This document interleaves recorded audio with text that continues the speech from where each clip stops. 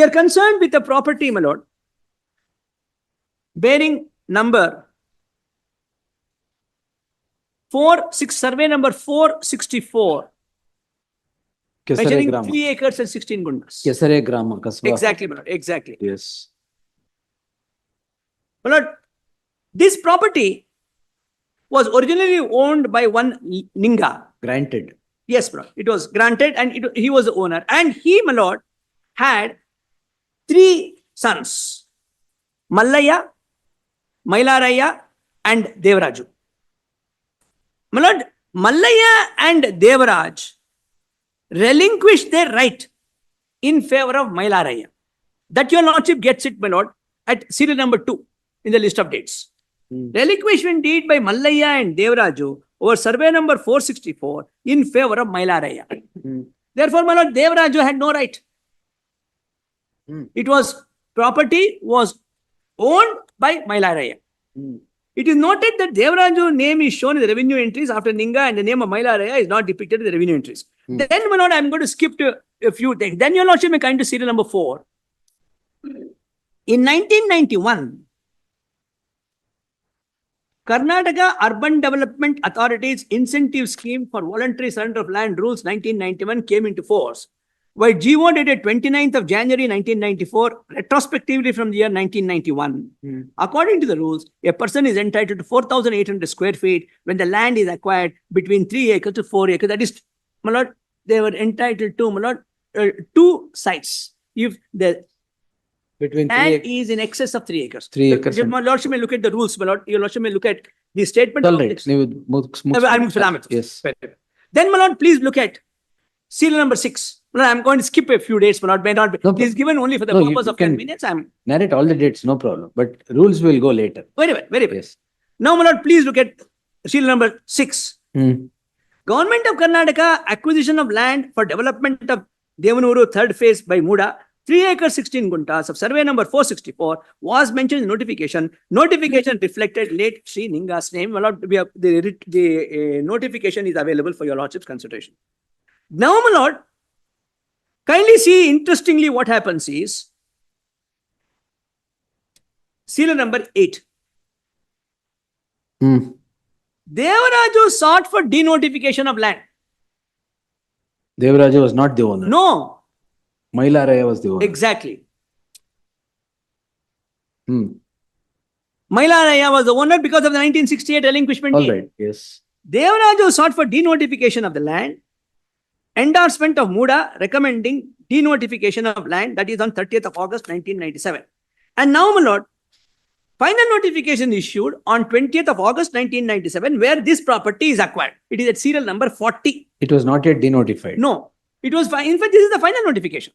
No. But what is this denotification? The recommendation. He made an application, there is a recommendation. Recommendation on 38/1997. Yes, correct. All right. But just before that, a final notification is issued. Yes, all exactly. Right. And the notification and that relevant property, my lord, is at serial number 40 of the notification. There are number of properties. Then, my lord, 30th of March 1998, an award is passed. And the amount, my lord, has already been deposited in the revenue treasury. It has been deposited. So with that, my lord, acquisition is over now. There is nothing more to be done. Then comes the notification, my lord, at serial number 11. 18/5/1998, where there is a denotification of the survey number 464. This is where, my lord, the problem starts. This was the only land denotified or anything else? My lord, I'll check, my lord. I'll check until I answer your lordship's question. My lord, kindly, I tell you, lordship, my lord. No problem. Later you can tell. My lord, answer to your lordship question is only this land. Only this land? Yes. It is at page 109. Nobody had applied for denotification? No, my lord. I don't know whether anybody had applied, but the fact of the matter is that the denotification of 18/5/1998 is pertaining only to this land. All right. And we are given the reference number, my lord, as a statement of objections. Then, my lord, interestingly, on 25/8/2004, Devaraj, my lord, sold this property to B.M. Mallikarjun, my lord, who is the brother-in-law of the petitioner. And thereafter, there is a site inspection report. My lord, your lordship gets a site inspection report. Is it in your new list of dates, 5325? Is there? My lord, there is Yes. one site inspection report He has of taken this. 5th of March 2005. Your lordships have seen that, my lord. 2 inspections are done. DC says he himself has inspected Yes, it and correct. conversion is granted. Correct. In that, I'm going to point out some very telling facts, Huh. which I'll come to. Shall I do it right now, my lord? Yes, sir. Please be kind enough to turn to page 125. Of the objections, Yes, my lord.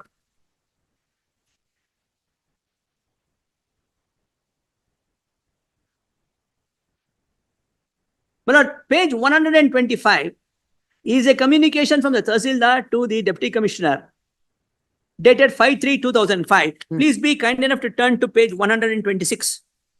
Hmm. And he says, my lord, he has done an inspection on 4/3 and the last paragraph at page 126. ಸ್ಥಳ ತನಿಖೆಯಂತೆ ಕಂಡಂತೆ ಹಾಗೂ ಅರ್ಜಿದಾರರ ಕೋರಿಕೆಯಂತೆ ಕಸಬಾ ಹೋಬಳಿ ಕೆಸರು ಗ್ರಾಮದ survey number 466ರಲ್ಲಿ ಒಟ್ಟು 3 ಎಕರೆ 32 ಎಕರೆ ಜಮೀನಿದ್ದು ಈ ಪೈಕಿ 16 ಗುಂಟೆ ಜಮೀನಿದ್ದು ಈ ಖರಾಬಿನಲ್ಲಿ 5 ಗುಂಟೆ ಆ ಖರಾಬಿದ್ದಕ್ಕೆ ನಿಯಮಾನುಸಾರ ಪರಿವರ್ತನಾ ಶುಲ್ಕ ವಿಧಿಸಿ ಉಳಿಕೆ 3 ಎಕರೆ 16 ಗುಂಟೆ ಜಮೀನನ್ನು ವಸತಿ ಉದ್ದೇಶಕ್ಕಾಗಿ ಭೂ ಪರಿವರ್ತನೆ ಮಂಜೂರು ಮಾಡಲು ವಿಶಿಷ್ಟ ಕಡತವನ್ನು ತಮ್ಮ ಅವಗಾಹನೆಗೆ ಸಲ್ಲಿಸಿದೆ. Now please look at the next one at page 127. This, my lord, is spot inspection. Mysuru ತಾಲೂಕು ಕಸಬಾ ಹೋಬಳಿ ಗ್ರಾಮದ survey number so and so ಕೋರಿ ಶ್ರೀ B.M. ಮಲ್ಲಿಕಾರ್ಜುನ ಸ್ವಾಮಿ ಬಿನ್ ಮರಿಲಿಂಗಯ್ಯ ಮೈಸೂರು ಇವರು ಸಲ್ಲಿಸಿರುವ ಅರ್ಜಿಯ ಬಗ್ಗೆ ತಾರೀಕು 17/6/2005 ಸ್ಥಳ ತನಿಖೆ ನಡೆಸಿರುತ್ತೇನೆ. ತಾಲೂಕು ತಹಸೀಲ್ದಾರ್ ಹಾಗೂ ಇತರೆ ಸಿಬ್ಬಂದಿ ಹಾಜರಿದ್ದರು. ಮೈಸೂರು ತಾಲೂಕು ತಹಸೀಲ್ದಾರ್ ರವರ ಪತ್ರದ ಸೋ ಅಂಡ್ ಸೋ ಪ್ರಕಾರ ಪ್ರಸ್ತಾವಿತ ಜಮೀನು ಅರ್ಜಿದಾರರಿಗೆ ಕ್ರಯದ ಮೂಲಕ ಬಂದಿದ್ದು ಖಾತೆಯಾಗಿ ಸ್ವಾಧೀನಾನುಭವದಲ್ಲಿರುತ್ತಾರೆ. This is when acquisition is complete. The question of their being in possession would never arise. This is such a blatant. No, but it was denotified. Subsequently. Huh? Subsequently, the denotification was in 1998. 1998. This Yes. spot inspection is 2005. Correct. But it's already acquired. Where is the question of their putting in possession? No, that is why I asked. Recommendation was made for denotification. Correct. Where is the order of denotification? Nothing, excepting, my lord, what happened on 20th, when, my lord, there was on 18/5/1998. No, that is an order. Notification. Yeah, that's a notification. Then it was denotified. Yes, it was only on 18/5/1998. It's all right. Yes. Yes, my lord. We don't have auto payment. Huh? We don't have the auto payment. Yeah, this, if your lordship says, is there a order of no denotification? We don't have it.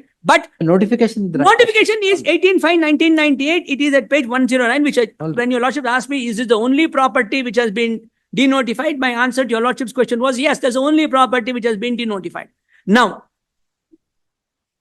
the first question that arises, my lord, is where is the question of this denotification? How can this denotification at all be done? Is it not glaring act of doing something which is not provided by the statute? When the property is vested, where is the question of a denotification? Now, in that context, my lord, if possession has been, if they say possession is with the Devaraju, I ask myself, how did possession go to him? Nothing that is available on record for your lordships to come to a conclusion this way or that. That is the reason why, my lord, it is only in areas where it is a gray area that inquiry is required. My lord, in fact, my lord, the very fact that so much of submissions had to be made to your lordships in order to point out whether the needle of suspicion is to be pointed this way, that way, or none at all, itself indicate that something has required to be looked into. It is only that much that is required to be done today. If it was open, black or white, no inquiry is required. It is only in gray areas that inquiry is required. This is a case falling within gray area. Therefore, my lord, all that is required to be done is just inquire into it. I fail to understand, with due respects, why this case has been elevated to the level of taking your lordship's time over and over again for the simple purpose of simply an inquiry. In a situation of this kind, my lord, let us assume, my lord, the PCA Act was not there and simple complaint had been filed, where there was no this filtration process, my lord. Let us assume it was not there. And I ask myself, if a complaint had been filed with the police authorities, ಅದಕ್ಕೆ filter ಬಂದಿರೋದು. ಇಲ್ಲ ಬಂದೆ. And it had come to your lordships under 482. I asked myself the question, would your lordship interfere? I would say no. Your lordship would have said, look, in the complaint there are some allegations. Let it be inquired into. I asked myself, why is it that same test should not be done for the purpose of 17? 19 is a totally different kettle of fish. It's totally different. 17, is this a case where your lordships will interfere? I ask myself under 482, if a private complaint had been filed in the absence of PCA. Obviously, you all say, look, allegations are there. There are gray areas which requires to be examined. Let it be examined. What's going to happen to you? Nothing. I think, my lord, that is the way. I'm not oversimplifying it. Just simplifying. I'm not even simplifying it. I'm only saying, my lord, that's a legal position. And I think, my lord, we have complicated the issue more than what the issue warrants. It requires to be seen in this way. And if that is done, several objectives